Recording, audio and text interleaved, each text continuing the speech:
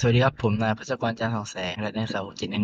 1131070วันนี้จะมานำเสนอกิจกรรมที่6ตัวแบบธุรกิจของฉันสรุปข้อมูลใน Prepared Question และพูดตอบแบบสอบถามนอกแบบฉบับ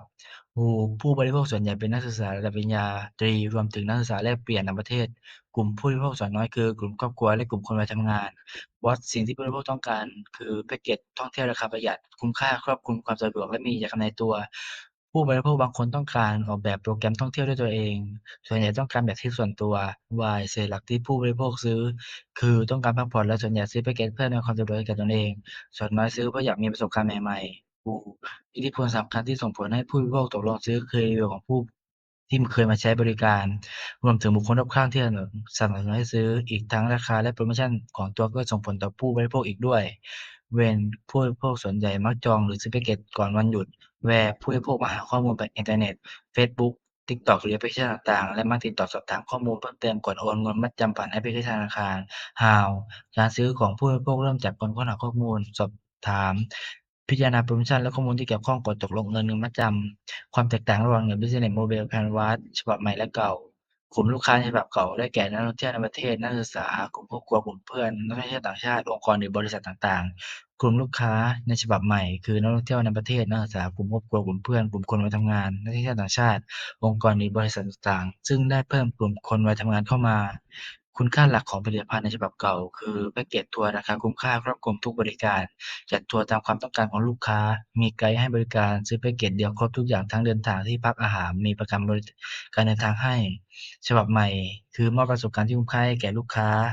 ซื้อแพ็กเกจทัวร์ได้ความสะดวกครบจบในที่เดียวทั้งที่พักเดินทาง อาหารกิจกรรมต่างๆลูกค้าสามารถออกแบบทริปเองได้มีไกด์คอยให้ความสะดวกและให้ข้อมูลช่องทางการเข้าถึงในฉบับเก่าผ่านทางช่องทางออนไลน์ต่างๆเช่น LINE เฟซบุ๊ก Instagram และเว็บไซต์บริษัทรวมถึงเอเจนซีต่างๆรวมไปถึงการเข้าถึงผ่านแอปพลิเคชันหรือเว็บไซต์การท่องเที่ยวและรีวิวโฆษณาฉบับใหม่ช่องทางการเข้าถึงผ่านทางออนไลน์ต่างๆเช่น LINE เฟซบุ๊ก Instagram เว็บไซต์บริษัทเอเจนซีต่างๆรวมถึงผ่านทางแอปพลิเคชันต่างๆและเว็บไซต์การท่องเที่ยวรวมถึงแอปพลิเคชัน TikTok และการจ้าง Influencer สายท่องเที่ยวมาเพื่อสร้างความมั่นใจแก่ผู้บริโภคความสัมพันธ์กับลูกค้าฉบับเก่า บริการต่างๆแนะนำแพ็กเกจทัวร์อย่างเป็นกันเองให้ลูกค้าดูรีวิวและคำแนะนำแก่ลูกค้ามีโปรแกรมสมาชิกสะสมแต้มมีส่วนลดสำหรับสมาชิกมีบริการคอลเซนเตอร์คอยให้บริการตลอด24ชั่วโมงฉบับใหม่ให้บริการและให้คำแนะนำต่างๆสอบถามความต้องการลูกค้าด้วยความเป็นสุภาพเป็นกันเองให้ลูกค้าได้ดูรีวิวจากผู้ใช้บริการรายเก่าและยังคงมีโปรแกรมสมัครสมาชิกและส่วนลดสำหรับสมาชิกและยังคงมีบริการคอลเซนเตอร์และยังมีเสนอโพรโมชันให้แก่ลูกค้าแหล่งที่มาของรายได้ในฉบับเก่าคือรายได้จาก แพ็กเกจทัวร์รายได้จากค่าคอมมิชชันโรงแรมรายได้จากร้านอาหารและรายได้จากทัวร์พิเศษเช่นทัวร์แบบส่วนตัว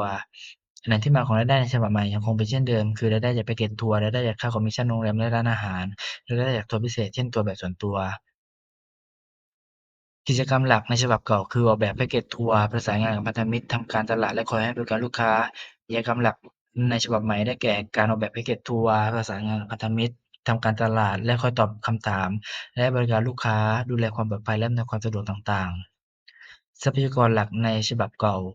ได้แก่ทีมงานต่างๆเช่นไกด์พนักงานขายฝ่ายประชาสัมพันธ์ฝ่ายประสานงานและมี